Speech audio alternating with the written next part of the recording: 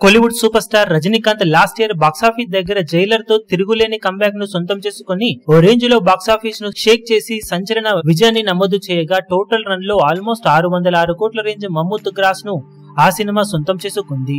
ఇక ఆ సినిమా తర్వాత రజనీకాంత్ నటిస్తున్న లేటెస్ట్ మూవీ వేటయ్య బాక్సాఫీస్ దగ్గర భారీ అంచనాల నడుమ ఇప్పుడు అక్టోబర్ 10న సూర్య నటించిన కంగువ సినిమాతో పోటీ పడబోతూ ఉంది. ముందుగా వేటయ్య సినిమాను అక్టోబర్ 10న రిలీజ్ అనుకున్న తర్వాత పోస్ట్ పోన్ అవుతుందన్న వార్తలు రావడంతో సూర్య కంగువ సినిమా అక్టోబర్ 10న రిలీజ్ ను కన్ఫర్మ్ చేసుకోగా ఇప్పుడు తిరిగి మళ్లీ అక్టోబర్ 10నే రజనీకాంత్ వేటయ్య సినిమా కూడా రిలీజ్ కాబోతుందని అనౌన్స్ చేశారు. ఇక సినిమా బిజినెస్ ఆఫర్స్ కూడా వెంటనే భారీ లెవెల్లో వస్తూ ఉండగా తెలుగు రాష్ట్రాల్లో సినిమాకు సాలిడ్ ఆఫర్స్ వస్తూ ఉన్నట్లు సమాచారం. ఆల్మోస్ట్ తెలుగు రాష్ట్రాల నుండి 16 కోట్ల రేంజ్ లో బిజినెస్ ఆఫర్స్ సినిమాకు వస్తూ ఉన్నట్లు తెలుస్తూ ఉంది. పోటీలో సూర్య కంగువ సినిమా ఉన్నప్పటికీ కూడా వేటయ్య సినిమాకు సాలిడ్ గానే బిజినెస్ ఆఫర్ వచ్చిందని చెప్పవచ్చు.